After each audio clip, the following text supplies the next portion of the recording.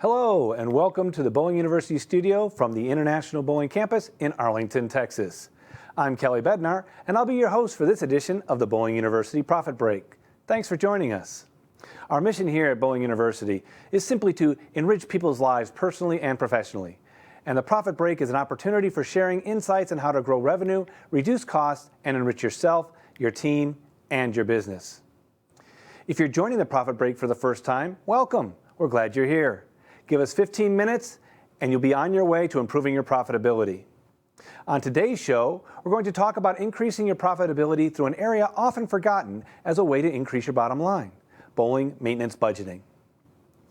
With a lot to talk about, let's jump right in to today's topic.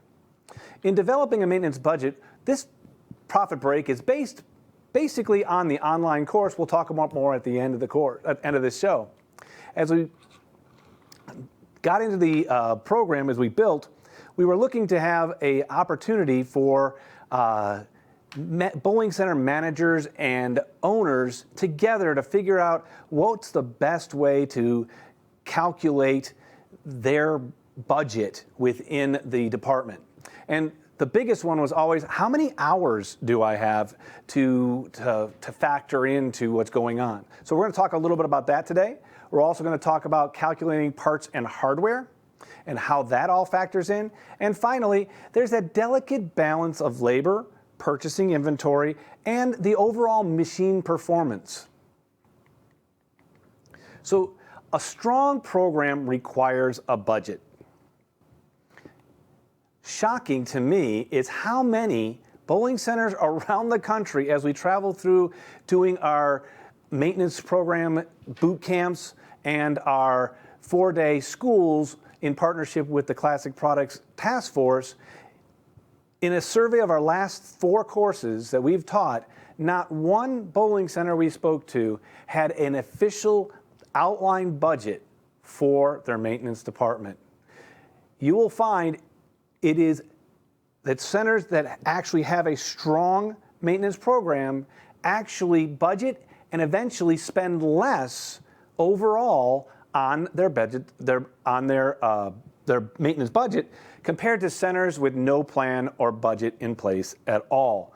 And it makes sense when you really think about it, when you factor in having to do a last-minute order on a part rather than shopping around maybe for who has the best part, that has the best price on that part, or waiting for a sale to come out, or something to that nature. Or the most common one is overnight shipping, or having to have something shipped a little quicker than if you'd waited for to put it together with some other items, and maybe you could have equaled some sort of a free shipping a combination with your programming.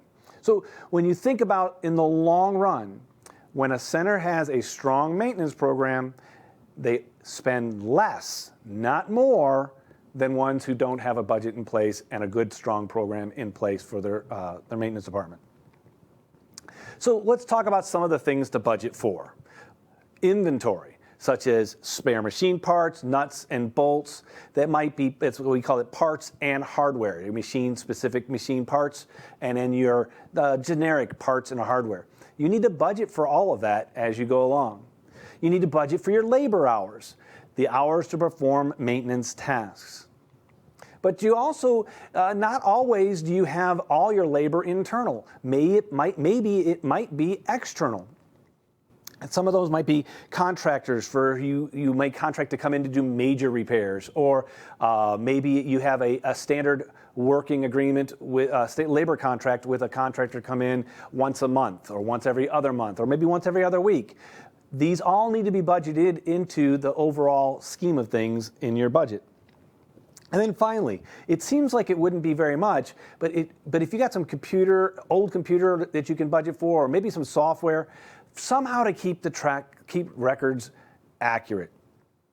You'll be finding often that when you keep good, accurate records, everything comes together a little bit easier. So it might seem like an afterthought, but realistically, getting yourself some software and a computer in that back area so that you can track things consistently is a good piece. And of course, if you got some bins if you don't have all the bins to get things organized, you may have to spend a little bit of money to store the inventory accurately. Again, you want to have that inventory on hand, but you got to store it accurately. These are just some things that you're going to factor into your budget that may not be done on a long term, but at least on a short term basis if you're starting from nothing. So let's look at a little deeper dive into your budget for a second. So a 20-lane center, doing what we have found in our last benchmark from the most recent industry benchmark, is that it's about 6,500 games per lane bowled. So 20-lane center, average 20-lane center, doing the average 65 games, that's about 130,000 games per year.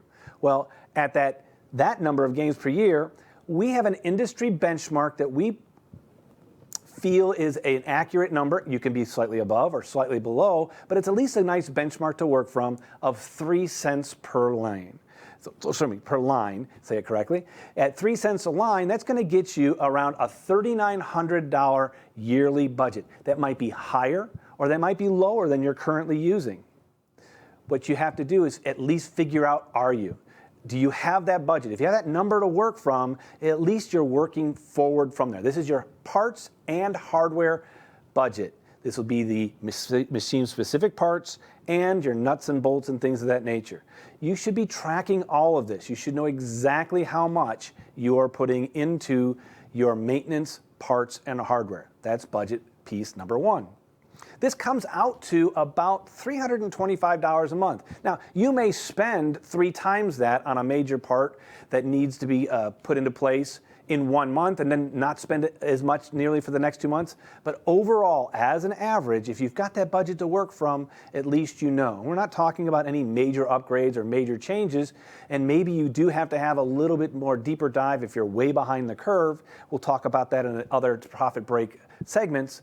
But in this one here, we want to focus on having at least some sort of an outline of that $6,900 or $3,900 for a 20-lane center as our base number. Now, that's off the base. You can factor this in your numbers based on your number of lane beds and the number of lineage you have for your center. If your center is way above that average, you want to factor that in. If your center is way below, you want to factor that in too. But at some point, you've got to find out that bottom, that no matter how low your lineage is, you've pretty much got a bottom line of where that budget has to land.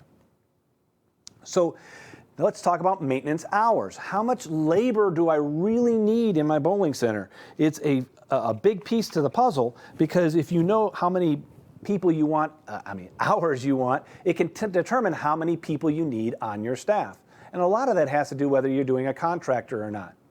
An in-house team is one of the pieces to the puzzle. A consultant or on a service plan is another piece to the puzzle. Or even maybe you're doing a combination, as I mentioned earlier, where you're only bringing in that consultant to do the major stuff, or they're coming in quarterly, or you're coming only as needed. I know some centers who bring them in when they have a major repair that's needed, other people who bring them in monthly, just to make sure that their in-house team is doing things as they're supposed to be. So it doesn't matter whether you're doing one, the other, or a combination of both. The math to determine the labor hours is still the same. Now, truly, your consultant's going to be more efficient in the things that they do, but they're also going to be doing more intensive things. So when you think about budgeting for your team, we want to figure out and work this math equation. Our staffing is based on some pretty key factors. One is the number of lane beds you have. The more lane beds you have, the number of more labor hours you're going to need. The age and the type of machines you have. And then finally, the overall condition of your machines. Are they in poor shape, or are they in really pretty good shape? So let's start with lane beds. The lane beds itself is pretty straightforward. What's the size of your center? You start with 3 hours of labor for each lane bed.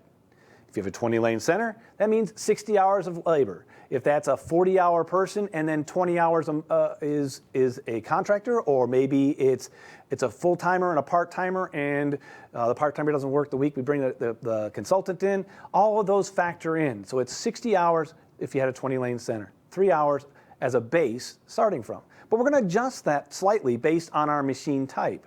If we have a newer GS machine type or an XL type machine from AMF, Those are going to have slightly less labor intensive, and we might be able to back off some of the labor hours. Instead of using 3, maybe we're using 2.75. And if you have an 8270 or an A2 machine, well, maybe it's slightly more labor intensive to you, and maybe you're going to use maybe 3.25. But in pretty much today's world, those are your 4 machines. I don't usually adjust much because they still have just different types of labor involved. What I really work from is the machine condition. Our machine condition really matters because a poorly maintained machine, it needs to be taken into consideration. How well are the machines currently running?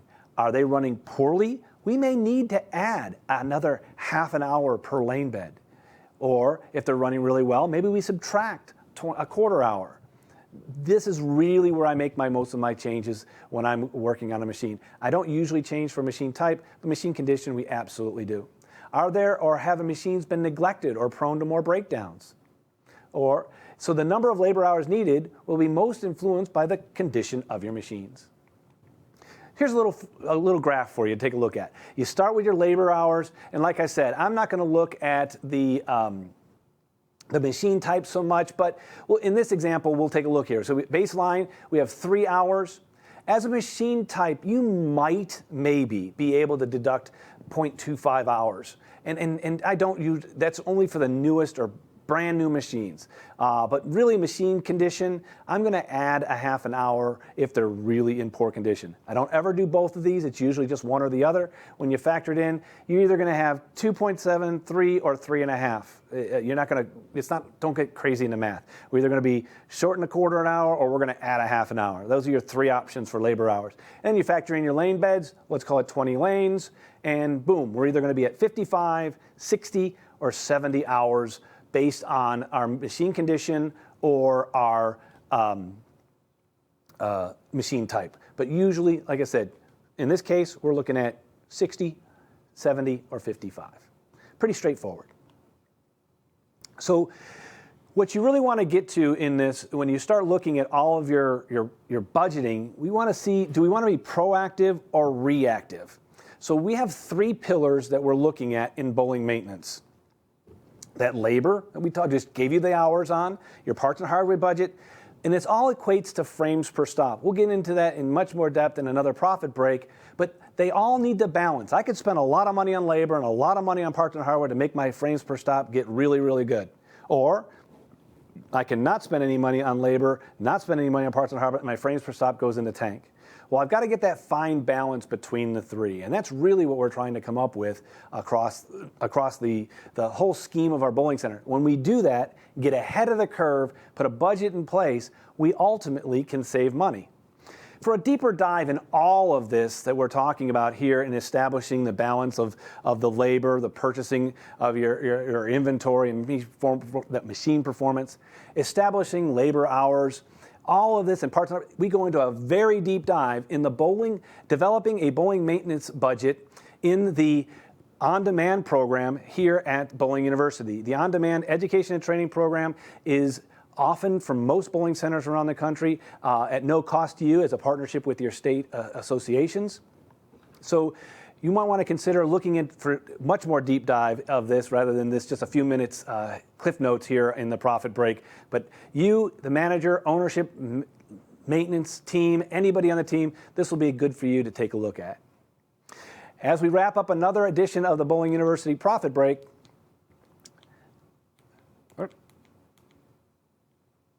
remember that when your focus is on growing people, people will grow your business. We look forward to seeing you next time for another great episode. If you have any questions about today's show or would like additional information, you can reach us at any time at education@bpaa.com. Also, all previous episodes of the Profit Break are available 24/7 for you and your team to watch at bowlinguniversity.net. Plus, new Profit Break episodes are available every month, so mark your calendar, watch your email, and join us on Facebook to hear about our latest episodes. Until then, I'm Kelly Bednar, and do for one what you wish you could do for everyone. See you next time.